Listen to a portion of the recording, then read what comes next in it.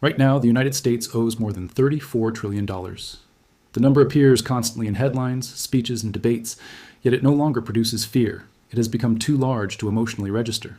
Trillions no longer feel real. They blur together. People hear the number, shake their heads, and move on. But the danger of the debt is not psychological. It is structural.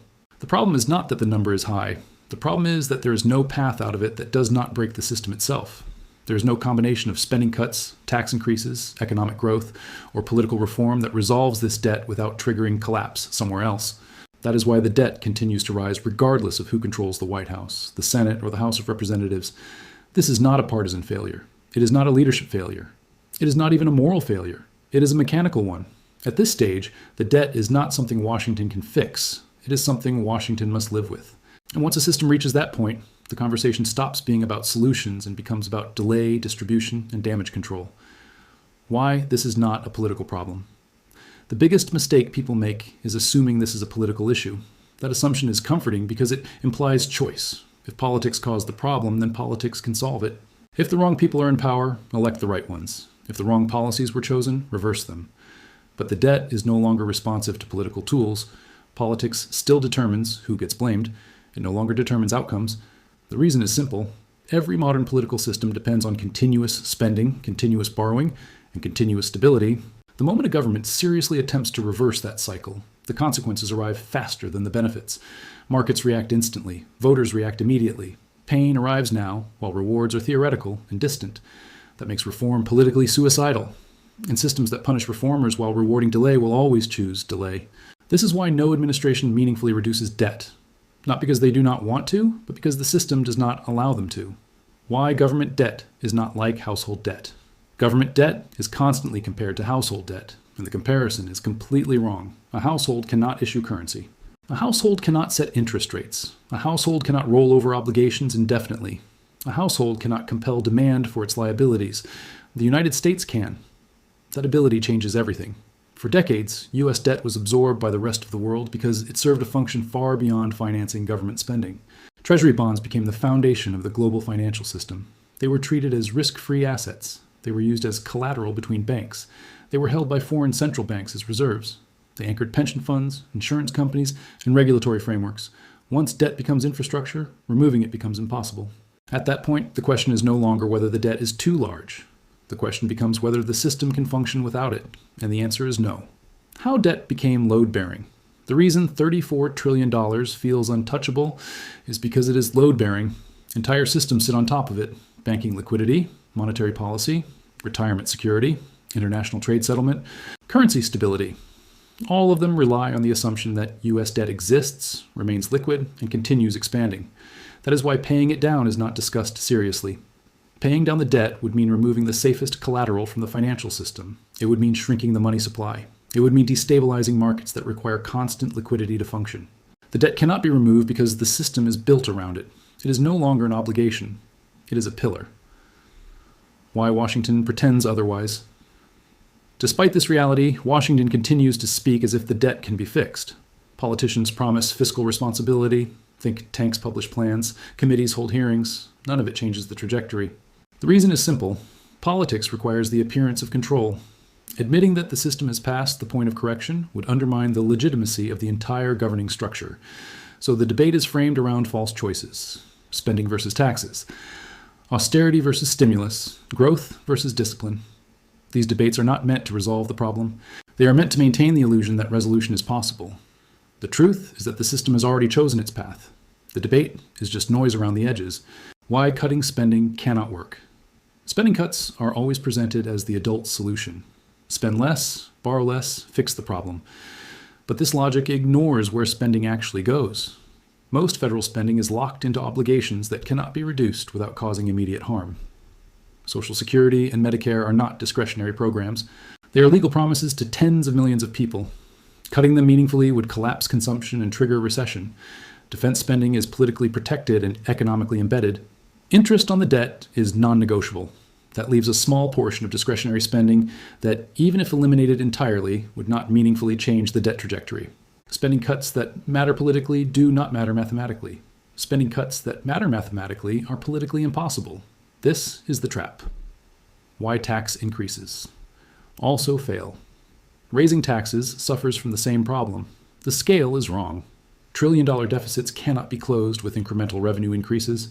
Even extreme tax proposals fall far short of what would be required, and they ignore behavioral responses. Capital moves. Income is deferred. Investment slows. Growth weakens. The debt-to-GDP ratio worsens. But even more importantly, taxes do not eliminate existing debt. They only affect future deficits. When interest compounds faster than revenue grows, slowing the rate of borrowing does not stabilize the system. It simply delays the inevitable adjustment. At this stage, taxation is about optics, not outcomes. The interest rate trap begins to close. Interest rates are the pressure point where the entire system reveals its fragility. For years, low rates allowed debt to grow quietly. Borrowing felt painless. Deficits felt abstract. That era is over. As rates rise, interest costs explode. Every increase adds hundreds of billions to annual obligations. That money produces nothing. It builds nothing. It simply transfers income from taxpayers to creditors. The system is trapped. High rates make debt unmanageable. Low rates fuel inflation and asset bubbles. There is no equilibrium that preserves stability without transferring pain somewhere else. This is why policy becomes inconsistent. This is why central banks hesitate. They are not confused. They are constrained. Why growth no longer saves the system. Economic growth once solved debt problems. It no longer does. Growth requires demographics, productivity, and capital investment. The United States has slowing population growth, modest productivity gains, and capital increasingly directed toward financial assets rather than productive expansion. Debt no longer fuels growth. It suppresses it. Every dollar borrowed today is future demand pulled forward. Every dollar spent on interest is a dollar not invested in innovation or infrastructure. Growth temporarily masks the problem, then increases the eventual adjustment cost. At this stage, growth is not a solution. It is a delay mechanism. Why this is a trap, not a crisis. The most dangerous thing about the current moment is that nothing appears broken. Markets still function. Treasuries still sell. The dollar still dominates global trade. This creates complacency. People assume that if the debt were truly a problem, it would already be obvious. But debt systems do not collapse suddenly. They decay. Confidence erodes slowly. Adjustments happen quietly. Capital moves before panic arrives. By the time the public recognizes the shift, the options are already gone. Where part one leaves us. The $34 trillion debt exists because the system cannot function without continuous borrowing. Washington cannot fix it because Washington depends on it. The debt funds stability, promises, power, and political survival. The only remaining strategy is delay, roll the debt, manage perception, shift cost gradually, avoid triggering immediate pain. That is not incompetence. That is the system operating exactly as designed, the illusion of choice. By the time a system reaches $34 trillion in debt, the idea of options becomes largely fictional. Choices still exist on paper, but in practice they are constrained by consequences that arrive faster than any benefit. This is why every proposed solution sounds reasonable in isolation and disastrous in execution. The system is no longer deciding between good outcomes. It is deciding between forms of damage. And the reason Washington appears paralyzed is not because it lacks ideas, but because it understands what each idea would trigger. Every solution creates a shock somewhere else in the system. The deeper the debt, the faster and more violent that shock becomes. Spending cuts trigger collapse. Before savings. Spending cuts are always framed as discipline returning to the system. The problem is that discipline only works when a system still has flexibility. At this stage, the U.S. government is not spending extravagantly. It is spending to maintain baseline stability. If spending is cut deeply enough to matter mathematically, the economic contraction arrives immediately. Consumers lose income. Demand collapses. Businesses cut back. Tax revenues fall. Deficits widen instead of shrinking. The irony is brutal. The harder you cut, the faster the debt grows. This is because the debt is no longer driven by discretionary choices. It is driven by structural obligations and compounding interest. Cutting around the edges does nothing. Cutting at the core breaks the system. That is why serious spending cuts never happen. Not because politicians are weak, but because the system punishes them instantly when they try. Tax increases. Hit the economy. Before the debt-raising taxes faces the same problem in reverse. Taxes are collected after economic activity occurs. Debt obligations exist before that activity happens. When taxes rise aggressively, economic behavior changes immediately, while debt obligations remain fixed. Investment slows. Capital reallocates. Hiring weakens. Growth softens. The tax base shrinks precisely when revenue is needed most. Even when revenue rises temporarily, it fails to keep pace with interest growth. The debt to GDP ratio worsens. The optics improve, but the trajectory does not. At this scale, taxation is not a solution. It is a political signal. Austerity makes the math. Worse, austerity is often presented as the adult solution used by serious governments. In reality, austerity works only when debt levels are low enough that confidence effects outweigh contraction effects. At high debt levels, austerity accelerates decline. Cutting spending and raising taxes simultaneously reduces growth faster than it reduces debt.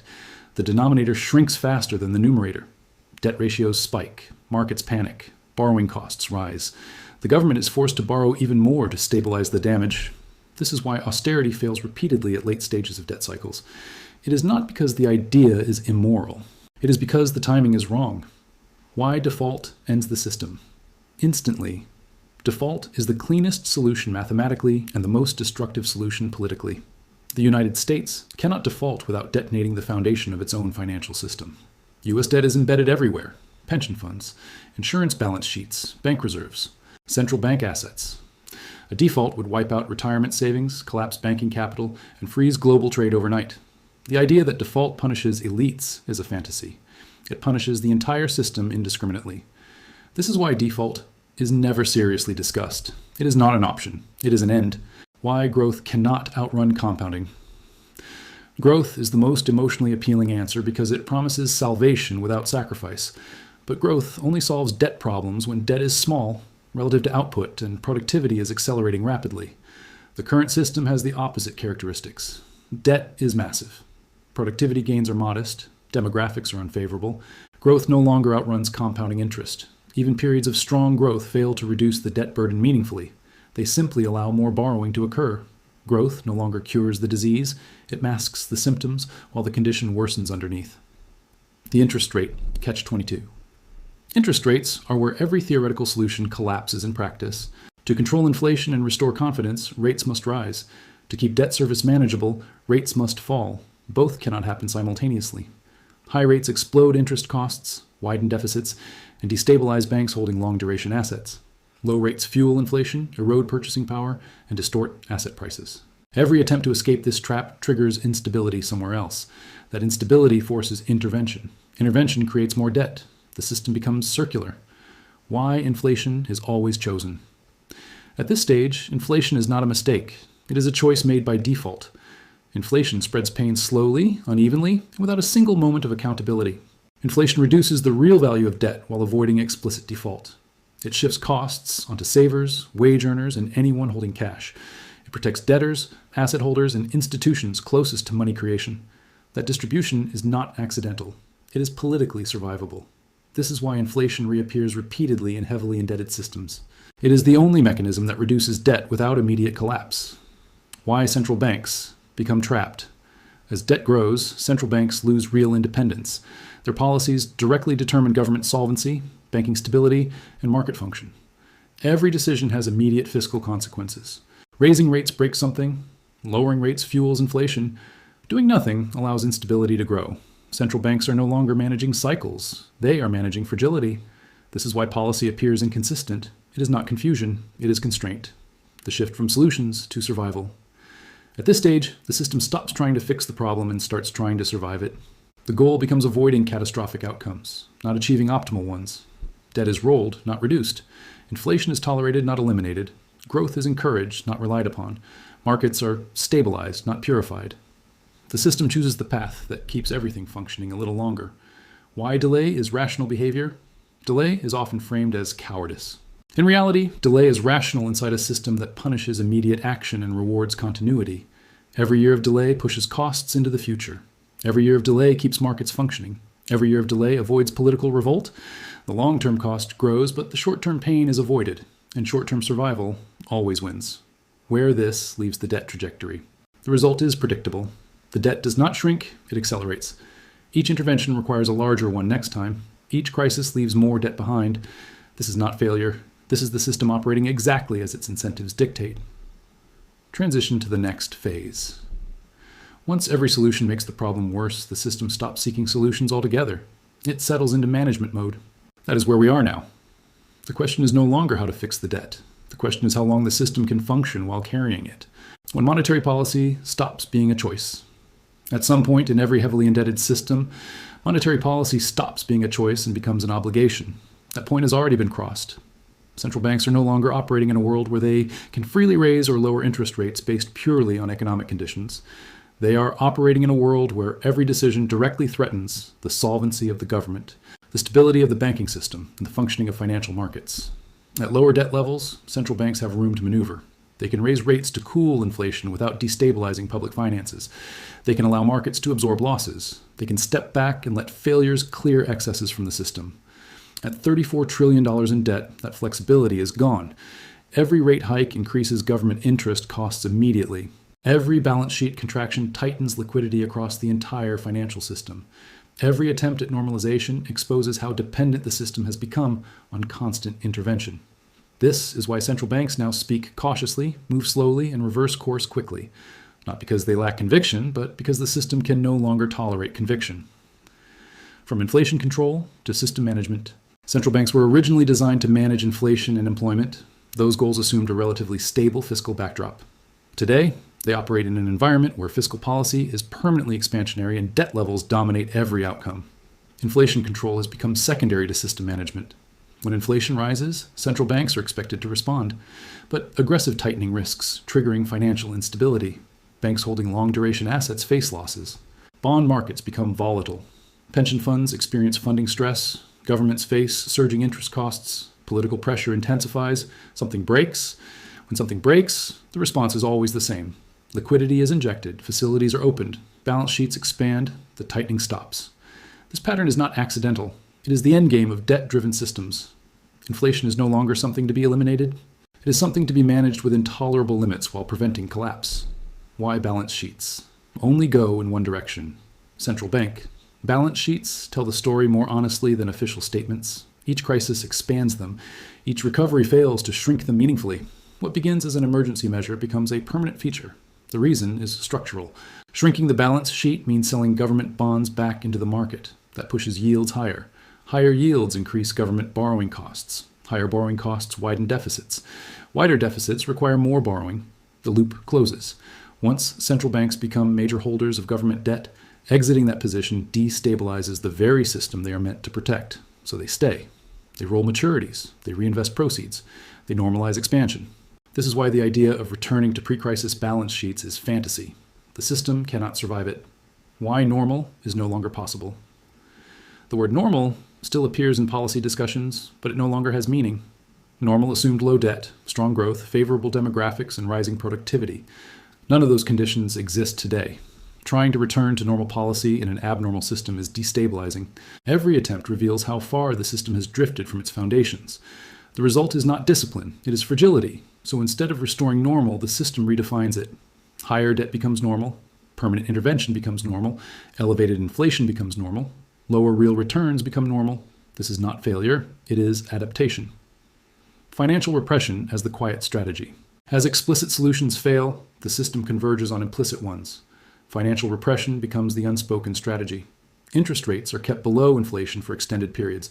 Savers earn negative real returns. Capital is nudged into government debt through regulation and incentives. This allows debt to be managed without explicit default. The cost is spread across society rather than concentrated in a single event. Purchasing power erodes slowly. Wealth transfers quietly. Anger remains diffuse. Financial repression is not announced. It is implemented gradually. And once in place, it becomes extremely difficult to unwind. Why markets accept permanent intervention? From the outside, this looks like manipulation. From inside markets, it looks like predictability. Markets do not require purity. They require signals. As long as central banks are perceived as willing to intervene, markets adapt. Risk is priced differently. Volatility becomes a feature rather than a threat. Leverage increases, complexity grows. Participants build strategies around policy responses rather than fundamentals. This creates a feedback loop. Markets depend on central banks. Central banks respond to markets. Neither can step away without destabilizing the other. This is not corruption. It is interdependence. When moral hazard becomes structural. At this stage, moral hazard stops being a concern and becomes part of the architecture. Institutions take risk knowing intervention will follow. Governments borrow knowing buyers will exist. Investors chase yield knowing liquidity will arrive during stress. This behavior is rational within the system. It is also what makes the system increasingly fragile. Risk accumulates beneath the surface. Leverage grows. Sensitivity to shocks increases. Every stabilization today requires a larger stabilization tomorrow. Why crises become more frequent? As the system becomes more leveraged and more dependent on intervention, its tolerance for stress declines. Smaller shocks create larger reactions. Events that would have been manageable in the past now require massive responses. This is why crises feel closer together, not because the world is more chaotic, but because the system has less margin for error. Each crisis leaves behind more debt, more intervention, and less flexibility. The illusion of control. In the late stage, central banks continue to project confidence, they publish forecasts, they promise tools, they emphasize credibility, but control is no longer absolute. It is conditional. As long as inflation does not accelerate too quickly, markets remain liquid, and confidence holds, the system functions. When those conditions fail, options narrow rapidly. This is not incompetence. It is the reality of operating a system beyond its original design limits. Where this leaves society. For the public, this phase feels confusing.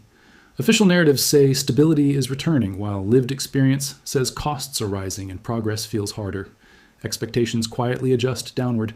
The system does not collapse, it adapts. Living standards erode gradually rather than suddenly. The future stops feeling larger than the present. This is the real signal of late-stage debt systems. Not panic, not chaos, but stagnation. Setting the stage for the final phase. At this point, three forces are locked together. Massive debt, permanent intervention, rising social strain. None can be resolved without worsening the others. The system continues, not because it is healthy, but because stopping would be worse. This is the endgame of the $34 trillion problem. Not a single event, but a prolonged adjustment. Why this does not end in a sudden collapse. Most people imagine debt crises as dramatic endings, a crash, a default, a moment when everything breaks at once and the truth is revealed. That image is emotionally satisfying because it creates clarity, a before and after, a single point in time where responsibility becomes obvious. That is not how reserve currency debt systems end. They do not explode. They erode. The defining feature of the current system is not instability, but endurance. It absorbs pressure instead of releasing it. It bends instead of breaking. Each adjustment is small enough to survive. Each compromise is justified as temporary. Each intervention pushes consequences further into the future. This is why nothing feels like a crisis, even as fundamentals deteriorate. The system has been designed to avoid sharp pain at the cost of long-term decay. Collapse is loud, erosion is quiet, and quiet systems last longer than anyone expects. The normalization of decline. As the system continues, something subtle but permanent changes. Expectations reset. What once felt unacceptable becomes routine. Higher prices become normal. Lower purchasing power becomes expected. Owning less becomes standard. This is not framed as decline. It is framed as realism. People are told the world has changed, that sacrifices are necessary, that conditions are different now. Over time, those explanations stop feeling temporary and start feeling permanent. The system does not fail. It recalibrates downward. This is how living standards decline without collapse, not through chaos, but through adaptation. The quiet wealth transfer continues. One consequence of this adjustment is unavoidable. Wealth continues to move not through laws or confiscation, but through structure. Inflation erodes savings. Asset prices inflate faster than wages. Debt holders are protected. Currency holders are diluted. Those closest to money creation benefit. Those furthest from it pay the price. This transfer is slow enough to avoid revolt, but consistent enough to reshape society. Over time, ownership concentrates. Dependence increases. Mobility declines. And this is not a conspiracy. It is arithmetic. Why politics becomes more polarized. As economic flexibility disappears, political tension rises. When growth is strong, trade-offs are hidden. When growth slows, trade-offs become explicit. Every gain feels like someone else's loss. Politics becomes louder because the system can no longer deliver broad prosperity. Conflict replaces expansion as the organizing principle. Cultural battles intensify because economic ones are unwinnable. The system survives, but cohesion weakens. This is a hallmark of late-stage debt systems, not unity. Fragmentation. Why no leader can reverse. This path. At this stage, no leader can change direction without becoming the villain. Cutting benefits triggers revolt. Raising taxes stalls growth. Enforcing austerity accelerates decline. Allowing default ends the system. Every corrective action causes immediate pain. Every delay spreads pain slowly. Leaders do not choose delay because they are immoral. They choose it because the system rewards delay and punishes correction. This is why leadership cycles change, but direction does not. The illusion of control. In the final phase. Official narratives continue to emphasize control. policy tools, adjustments, fine-tuning, confidence. But control is no longer real. It is conditional. As long as markets believe intervention will arrive, stability holds. As long as inflation rises slowly, credibility survives. As long as borrowing remains possible, the system functions. The moment any of those conditions fail simultaneously, the adjustment accelerates. This is why confidence matters more than fundamentals in the late stage. Belief holds the structure together. Why this phase lasts longer than anyone expects. One of the most common mistakes people make is assuming this cannot go on much longer. History suggests the opposite. Systems like this persist far beyond what logic alone would predict. Reserve currency status allows stress to be exported. Intervention delays reckoning. Institutions coordinate survival. The cost of delay grows, but the system remains functional. Until it doesn't. The break does not come from debt itself. It comes from lost confidence. And confidence erodes slowly, then suddenly. What the $34 trillion debt really represents. The debt is not the disease. It is the symptom. It represents future growth already spent, promises made beyond productive capacity, stability purchased with borrowing, power maintained through obligation. The debt is the receipt for decades of pulling demand forward, and receipts cannot be returned. The end is not a fix, but a transition. There will be no moment when Washington gets serious and solves the problem. There will be no grand reform that resets the system cleanly. What comes instead is transition, gradual loss of dominance, fragmentation of trust, emergence of alternatives, a world that is less stable, more regional, and more competitive. This is not the end of economic activity. It is the end of a particular order. The final truth about the $34 trillion problem. The $34 trillion problem cannot be fixed because fixing it would dismantle the system that created it and sustains it. That system is too embedded, too interconnected, and too politically protected to unwind without collapse. So instead, it will continue. Debt will grow. Currency will adjust. Living standards will erode gradually. Not because anyone chose this outcome, but because every other outcome was worse. This is not a crisis waiting to happen. It is a system aging in real time, closing. The mistake is waiting for a dramatic ending. There will not be one. The adjustment is already happening. Quietly, gradually, unevenly. The debt will not be paid down. It will be lived with. And the longer it persists, the more it shapes everything built on top of it. That is the reality of the $34 trillion problem.